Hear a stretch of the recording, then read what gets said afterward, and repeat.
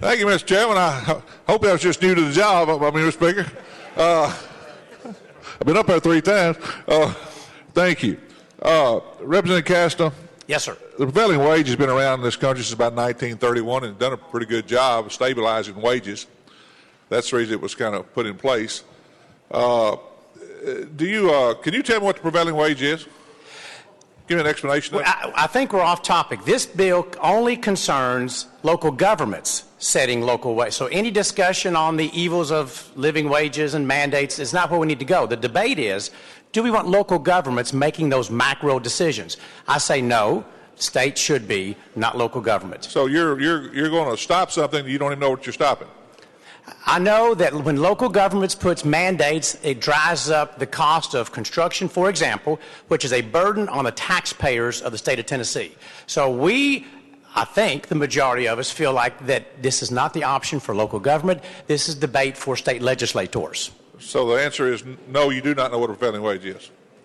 That's not germane to this debate. We must stay on topic. I think it is because it talks about prevailing wages. This talks about setting prevailing wages. Only by local governments. We're debating, does local governments have that purview? I say no. And so here we are debating, do local governments have that option? Yeah, but we're talking specifically about the prevailing wage here.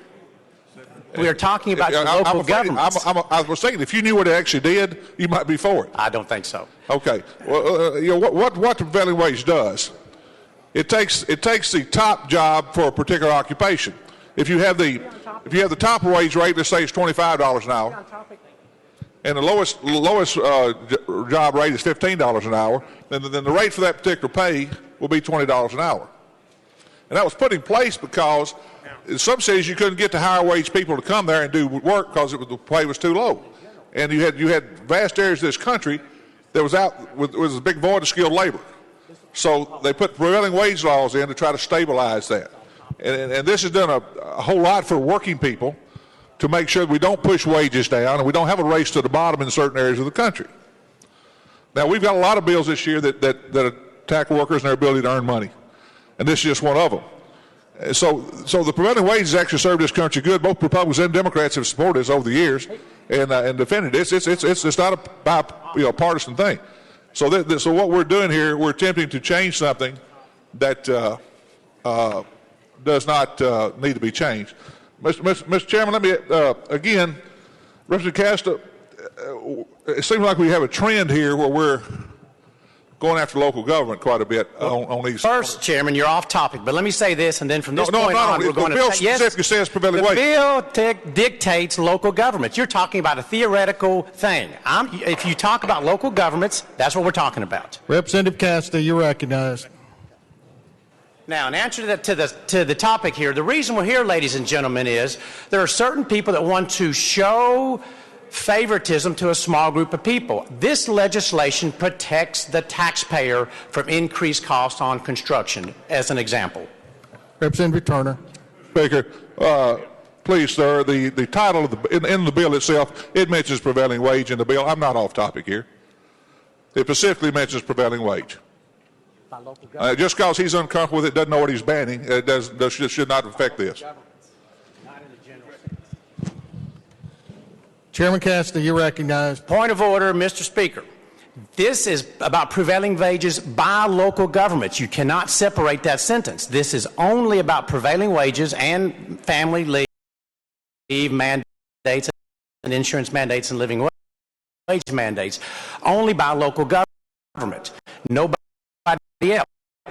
So you cannot separate that topic from local governments. Chairman Turner. Debating. Well, thank you, Mr. Chairman. I haven't got to the other part yet, the family leave and all that other stuff. We're just going to take them up one at a time. But you did mention them in your bill, so that's where we do have a right to talk about. Let me ask you, can you just, I would ask you if you know what a local government is, but I'm not real sure you do, because you kind of led the charge on attacking local governments. As a matter of fact, you're the king of attacks on local governments. Let me ask you one thing. Let me just say this. All right, Representative Cass is refusing to answer the question about prevailing wages either because he doesn't know what he's banning, or he thinks it might hurt his ability to pass this bill. But let me tell you something. It's perceived that prevailing wage is perceived a union thing. This mostly affects the construction industry. 86% of workers in this country are non-union. Construction workers are non-union.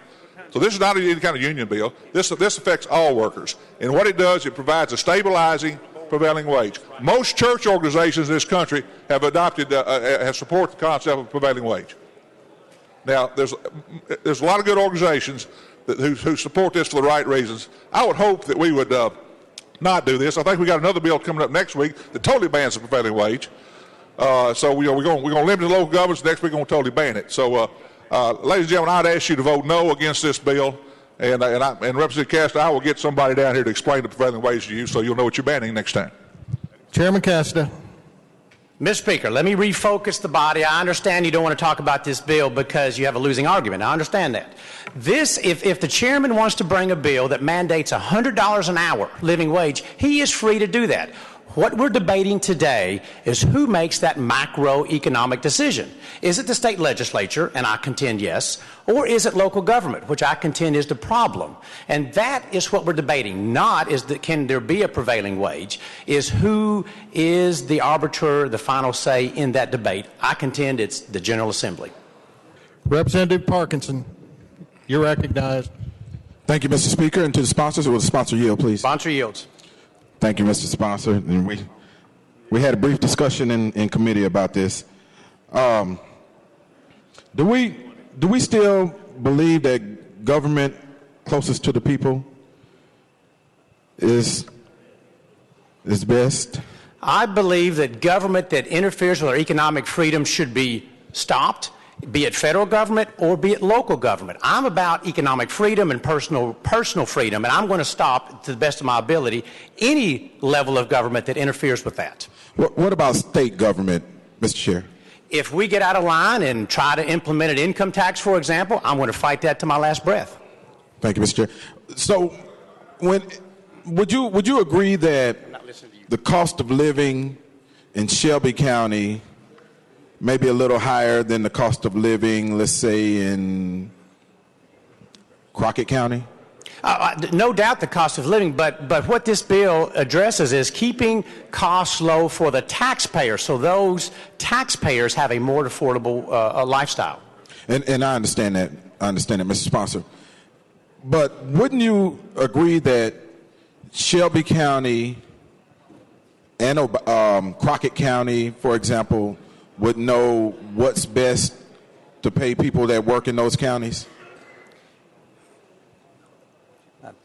If a local government, and I'm not going to use any names, mandates $30 an hour for a construction job, that drives up the cost of that construction, and it causes that entity to go further in debt, and in turn causes taxes to go up on the taxpayer of that community.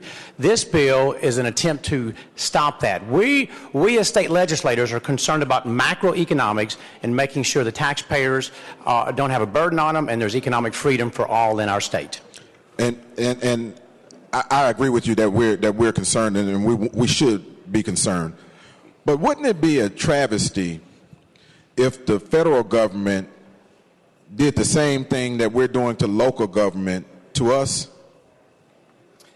Well, don't forget, constitutionally, we create local governments. So local governments operate under the confines that we live to them. And let me go back to that. That's a very important argument you bring up, and I want to address that. In the past 6 years, this body has put 40 mandates upon local governments. Some I agree with, some I didn't. But the fact is, I don't hear that debate about we're putting limits on local government unless it's a philosophical debate on mandatory insurance, mandatory family leave. So I think we need to be honest with ourselves, and some that want a living wage mandate need to bring that legislation to this body and debate it, and don't hide behind mandates that we're putting on local governments, because we've done that 40 times in the past 6 years. So let's just be intellectually honest on this debate. That's all. Thank you, Mr. Sponsor. You're right. We've done it 40 times too many. And if I were in local government, I would wonder what my purpose is, given the fact that we are mandating time and time again to local government. But at the same time, we're telling the federal government to stay out of our business. And I have a slight issue with that, and I'm sure that a lot of my colleagues here see the slight hypocrisy in us telling federal government to stay out of our business, but yet we just admitted that 40 times that we've told local government what to do. And Mr. Sponsor, thank you for your time. And I enjoy the debate. Can I respond, Mr. Speaker?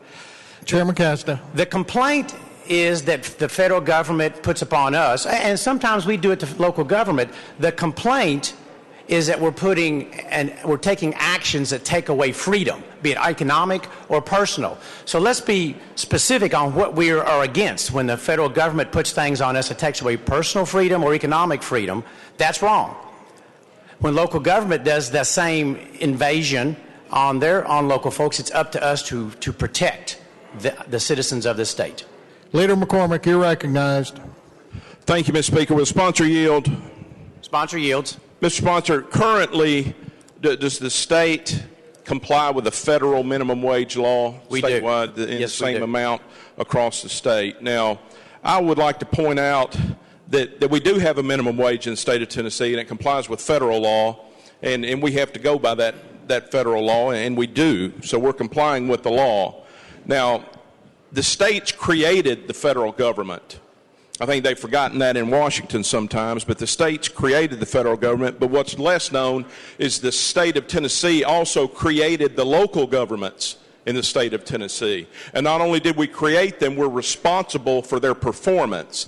And we have to go back even into the late 19th century, between the 1870s and the 1890s, the city of Memphis charter disappeared because of excessive debt, and they defaulted on their debt, so the state had to go in and literally run that area. They called it the taxing district of West Tennessee. And after about 20 years, we finally got to hand it back, but we are responsible for it. We created it. We recreated the city of Memphis at that point. So we do have a stake in this as a state. Now, the big cities affect the whole state. They don't just affect their city limits. Nashville has an incredible effect all across Middle Tennessee and really even further outside from Middle Tennessee. Knoxville, the Tri-Cities, Chattanooga, Memphis, they're all economic generators for the surrounding county. So it doesn't just count for what goes on in that city. Now, that alone is reason enough not to let them set up some little people's republic in some city in the state of Tennessee. It affects everybody in the state, and we have a stake in this. Now, the same folks who get up and say, oh, you can't get involved in local government decisions, we can't tell the local governments what to do, are the same people that want the federal government to tell us everything to do. So you can't have it both ways. You can't have it both ways. Mr. Speaker, thank you for the time. Representative Durham, you're recognized. I'll credit you. Representative Holt, you're recognized. Thank you, Mr. Speaker. I'd like to call for the question. Question's been called for. Is there any objection? There is objection. Put it on the board, Mr. Clerk. We're voting on the previous question. All those in favor of the previous question, vote aye. All those opposed, vote no. Does anyone wish to change their vote?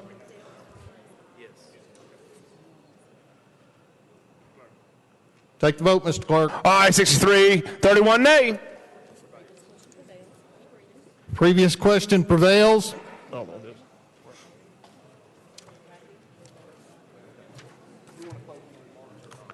We're voting on House Bill 501. All those in favor of House Bill 501, vote aye when the bell rings. Those opposed, vote no. Has every member voted? Does any member wish to change their vote?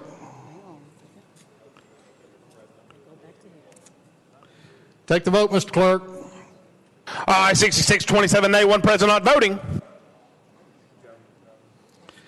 House Bill 501 having received a constitutional majority, Thank you, I Mr. hereby Speaker. declare Thank you, it bye. passed. Without objection, the motion to reconsider is tabled.